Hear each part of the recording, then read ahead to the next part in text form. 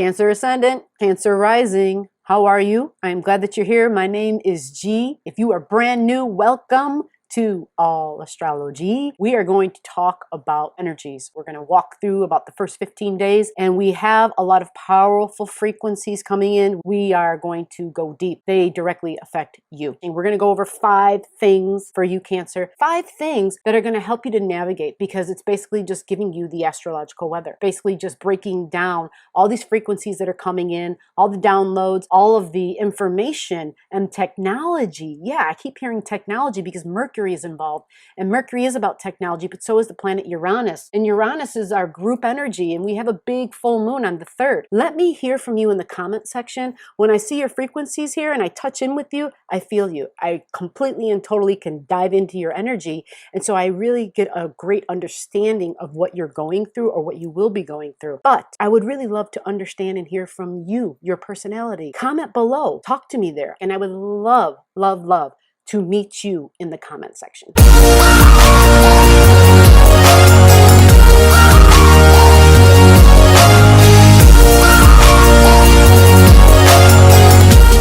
So let's start with number 5. We're going to do a nice little backwards thing, and yes, saving the best for the last, so to speak. I have the energies in front of me. I have the planets and their locations, but at the same time, we get downloads that come through, and they're just for you, Cancer. You have been going through some difficult things because you had the eclipses happen in your sign in like the last 2 years, Cancer and Capricorn eclipses. We have the planet Mars, and Mars is exactly squaring your ascendant, which is your body, right? This is who we are, our physical, the moment we were born is what our ascendant / rising sign is. Mars energy in your Aryan energy, Mars is going to make you want to start doing things. Mars initiates things. Mars says, let's start something, let's do. Very physical. Mars was born a fighter, born with 2 knives and a knife in each hand. That's Mars energy. It's Martian energy. Mars is the ego. So we got to keep that in check. We got to remember that. And I can speak about this. I'm not pointing a finger, but I have a lot of Martian energy in my chart.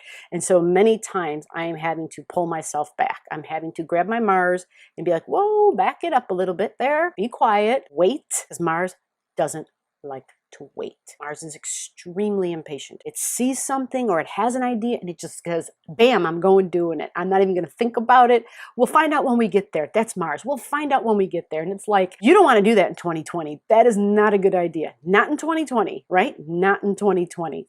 And so when we look at where your Aries energy is, this is all up there in your 10th house. This is in your goals, your career, your ambition. Your 10th house is where you express your best. And so Aryan energy up in your 10th house, you've likely been someone who's great at starting new things, right? Starting new jobs, excited to start new jobs, excited to start the next career because you get bored easily. Mars gets bored easily. Mars loves new.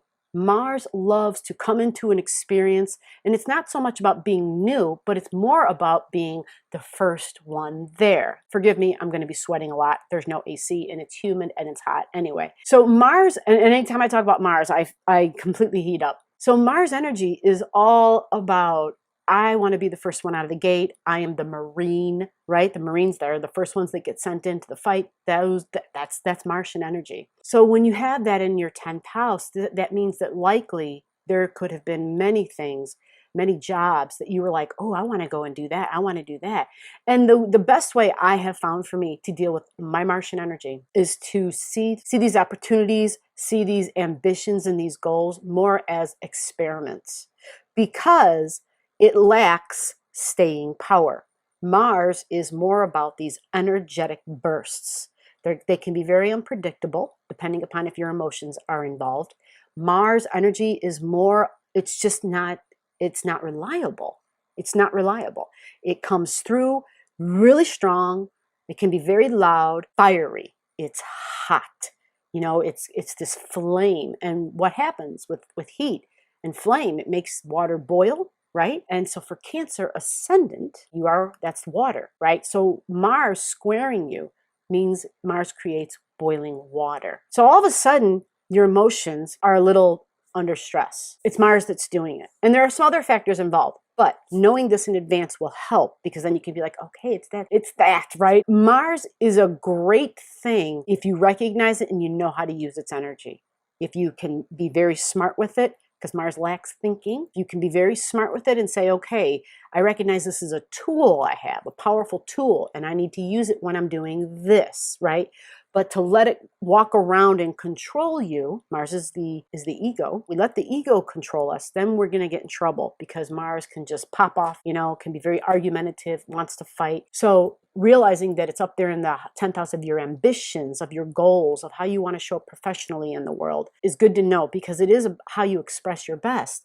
So you can, if you learn how to work with that energy, like I was saying about treating it like an experiment, you could then go into projects knowing they are short-term projects, not long-term, right? And if you have those that you can get access to, people are going to love to partner up with you, because you will be this great initiator for them. Think about that. Number 4, going into this month of August, we've got this big full moon. If you haven't watched the full moon video that I have out, you want to watch that. It goes in super deep about the full moon, but not only just the full moon, but the surrounding energies. There's a lot of complications.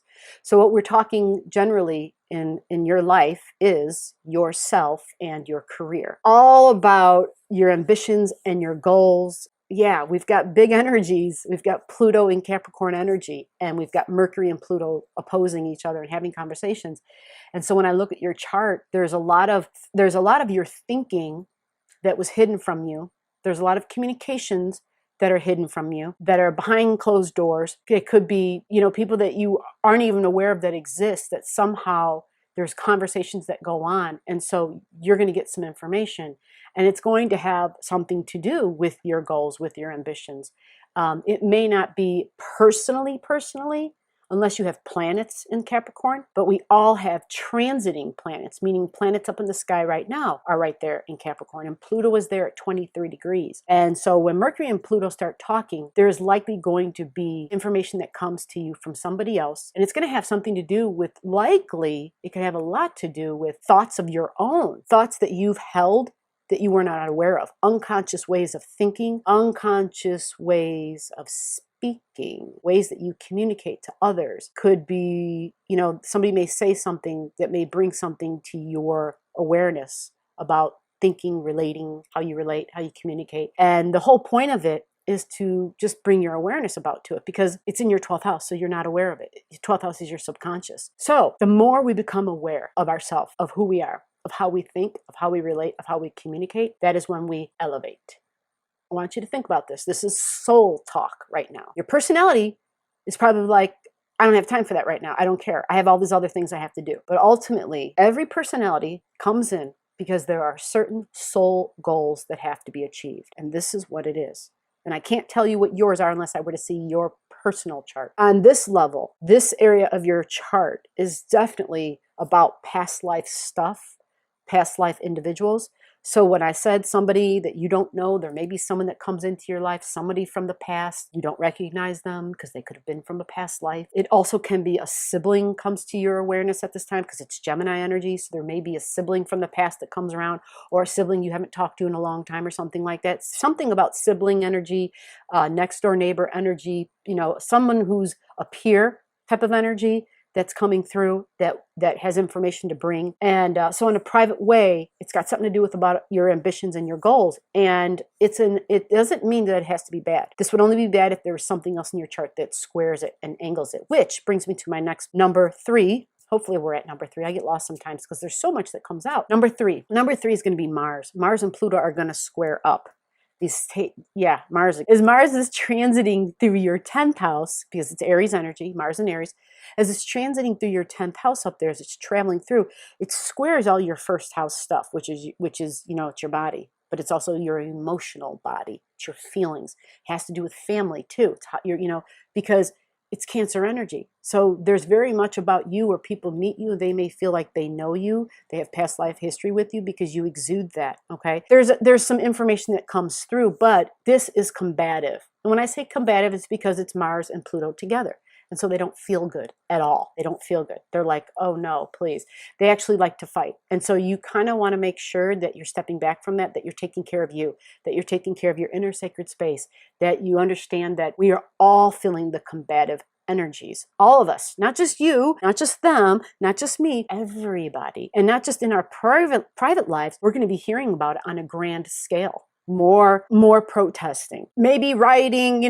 There's going to be a lot of combativeness going on. You've got Mars and you've got Aries. You've got, Mars in Aries. You've got Pluto in Capricorn.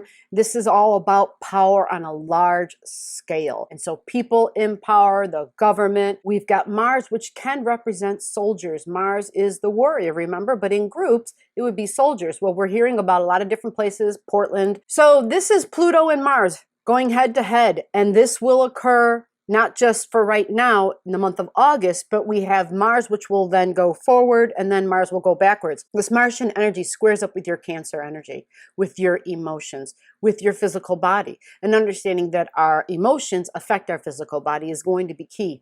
And understanding how to find our sacred inner space, how to keep that calm, how to know what you got to do to keep the boiling waters from boiling over, how to turn the flame down on the boiling waters, right? How to keep those waters calm, how to keep them smooth, how to keep them peaceful when the rest of the outer world is like chaotic and crazy, right? How to learn to detach from that and how to keep myself safe and sane. Safe and sane. All right, number two or number one, I'm not sure. We're going to keep on going because there's a lot to talk about, is the planet Uranus. Now, Uranus is in a fixed sign right now. It's in Taurus energy. And the full moon on the 3rd of August, it was a fixed full moon.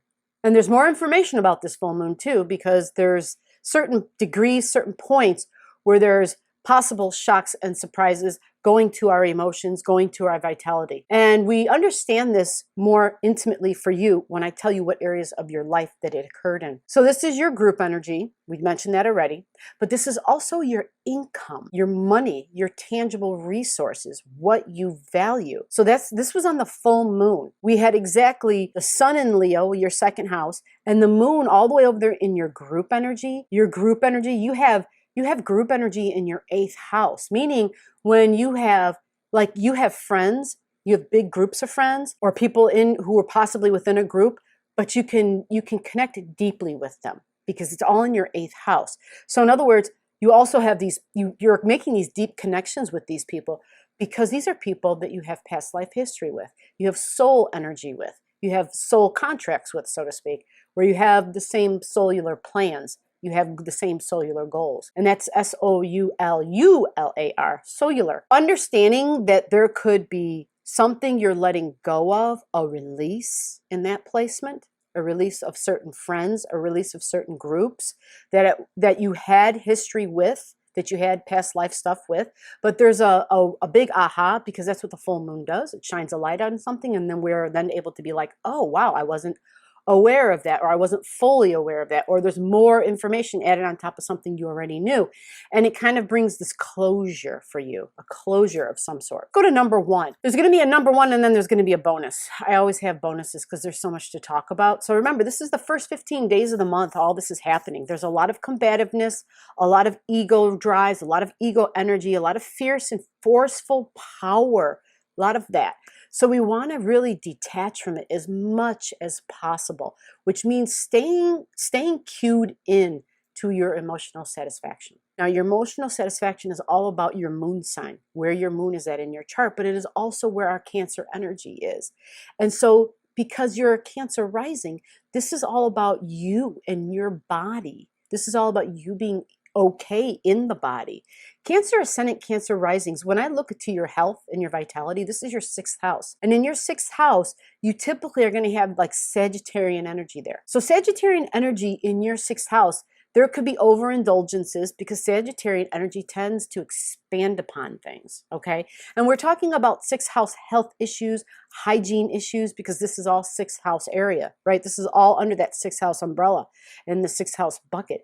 Health, routines, hygiene routines, work habits. This is all that, but you have expansive Jupiter there because it's Sagittarius energy. And so understanding that it tends to at times be expansive, and Jupiter exaggerates and adds to things, okay?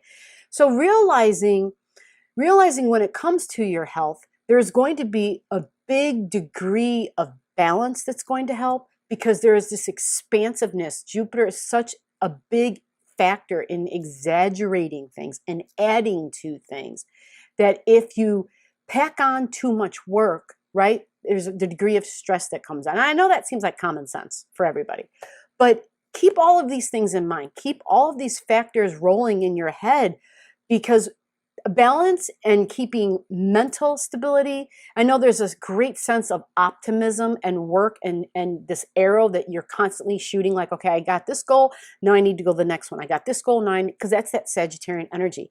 And the more work you have, the more people that you incorporate, the more you expand that, the more different kind of work you have, the more it would feel as though there's a degree of discovery for who you are, a degree of discovering more of yourself and touching in not just with you, but with the universe, with what's out there. And so it's hard. Balance tends to be a difficult thing. So when it comes to tying down work and feeling frustrated, right? Because having that Aryan energy there, remember, just keep in mind, experiment, experiment, experiment, but to do it in a balanced way. We want to try to do things in a way where we're even, where we're harmonious, where the left and the right link up and they're at peace. Aquarian energy is about surprises, is about shocks, is about, oh my gosh, right? And so we talk about, the earth energy, because that's where Aquarius energy is right now. And the fact that it can bring shocks and surprises to our world. And this has to do with agriculture. This has to do with food. Aquarius and Taurus also rules the five senses. So smell, touch, taste, right? Levels of sensitivity, physical sensitivity in the body. And this is all about, when I look at your Taurus energy, this is in your 11th house. This is your group energy. So your group energy and your 8th house energy, so your group energy and your yeah, it's like you have groups combating with groups, actually. Shocks and surprises, group and group.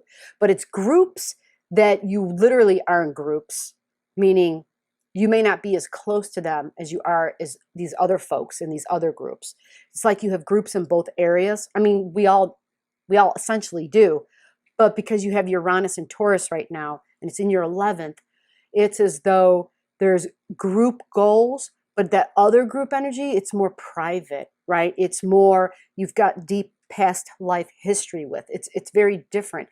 The group energy here in the goals is more about, one of them is more about advancements for humanity, like what we got to do for each other going forward. And it's very much orientated around values of about earth, of about food. It's all these Taurus things. It's all about art. It's all about beauty. Could even be about singing, about speaking, because anything Taurus rules, this is that one group. The other group is more about advancements for humanity, advancements by way of technology. That's why I kept hearing technology earlier. I couldn't figure that out. Well, I'm seeing it here. Technology, advancements for humanity. These are people that you're closely bonded with. These are people like your internet folks, okay? Now, the other group, it's like I said, it's confusing, but they're going to come to square. They're going to come to head. They're going to come to where they're not getting along, where one's conflicting with the other. And so it causes stress and tension. Now, does that mean that it has to be individuals in those groups talking to each other and having a fight? It could be. It doesn't have to be that. Or it could be you're demanded over here and you're demanded over here, and that demand at both ends is causing stress and tension, or a belief that this group has conflicts with the belief that this group has. You follow what I'm saying? This is that full moon energy, so it's a couple days before and a couple days after the pressure is on. It starts to mount and it starts to feel like, I don't think I can do this, But understand that that's going to change because Mercury is going into Leo, and this is good news. This is good news. It's only there for 14 days, so that's not wonderful. But on August 6th, Mercury gets into the sign of Leo, which is laughter, which is fun, which is I want to have a good time, which is let's be physical, let's have fun with our bodies. It's all about creating something, but it's lively, it's energetic, it's the sunlight, it's optimism, it's positivity. And it's in Mercury, and that's our thought, that's our thinking. And so I'm loving this. This is really good because it takes all that heavy responsibility stuff we were feeling earlier, and it helps us to say, okay, now I'm going to start incorporating some positive thinking. I'm going to start doing some affirmations. I'm going to start doing some prayers of gratitude daily. This is all about mind training, right? Getting the mind right. And when we get the mind right here, everything out there becomes right. And it all starts on a really personal level, right? With each individual. Essentially, this is the same for all the signs in the zodiac. However, for you, your Leo energy is in your second house. That's your money. That's your money. And so this is good. What's going to occur? Go to August 10th now, okay? We need that Leo and that optimistic ways of thinking, and I want you to start doing some mind training daily. Because what will happen is, as the month goes on, we get to the 10th of the month, we have Mercury squaring, right? Squaring up, exactly, which is wonderful because Uranus energy, man, this is downloads coming through. This is divine downloads coming through, ideas, technology. This is inventive. This is Tesla energy. This, anytime Uranus, man, Tesla, totally, because it's electricity and it comes through and yeah, it's a wonderful thing, and it's in your second house. Your Mercury in your second house means you're going to have downloads coming through. And so this is great because your second house is your money. It's, wow, can I make some money? But it's also communicating with your 11th house. In your 11th house, you also have Taurus there. So it's making money with groups, group values, group goals, groups, group love, group creativity. And this is a beautiful thing. This is a beautiful thing. But what is going to be challenging is when Mercury is getting a square, all right, when it's creating the square energy that it's receiving. And so it's more stress and tension and friction. But you can navigate these waters. We can all do this, okay? It's understanding the power of our thought. It's understanding that what we think about creates who we are. It's understanding that energy is a boomerang and that what we hold here is it's what we end up emitting. It's how we radiate. It is what we radiate. And so when we really hone in on that and own it and say, okay, I got to make this right. Once I make this right, then what's out there becomes right. And this is your power, Cancer. This is your power. During this time of instability and uncertainty, getting ideas of new, entertaining, fun ways, creative ways to make money, for income to come through. I love that. So Venus, let's talk about Venus. This is going to be one more extra nugget for you going forward. Your Venus energy is going into the sign of Cancer. So your Cancer energy is you. It's you. So you're going to have Venus coming into your first house. So what this means is this brings benefits to you, to your physical body. This brings benefits to the way you think about your physical body, the way you think about your appearance, because that is essentially what the first house is. When somebody looks at you and they take this quick glance at you, you look at a book, right? You see the cover of it and or a movie, right? You see the cover up and you right away conjure up all ideas of, oh, this looks like a good movie, right? Even though you haven't watched it, or this looks like a good book, but you haven't really watched it. You just got kind of an idea, a flavor, and essence. This is what the first house is. This is what Cancer ascendant rising would be. People look at you and they get, oh, this person's really nurturing, really caring. They almost feel like family to me, in a way. And so that's what that would be. So when Venus comes in, Venus is, who do I value? What do I value? And this is time, Venus time. Venus time for Cancer ascendant is I value me. I value who I am. I value and honor my emotions, how I feel about myself, how I feel about what I feel. How do I think about what I feel? My feelings about what I think about. This is all that, but it's so much more because it's Cancer waters. All right. And this is my emotions, my feelings, but my emotions and my feelings about family. And when we grow, we realize I no longer need this, and we put it to the side and we move on to the next thing. And then we experience something fresh, something new, and we grow every time we do that, and we elevate. And so Cancer ascendant, Cancer rising, understanding the mind training, the love for self. I can't stress that enough. The love for self, who I am, my appearance, and how we are going to embrace who we are and nurture ourselves and be one with me. That's right. The degrees of me. Be one with all the degrees of self, and love, love, love.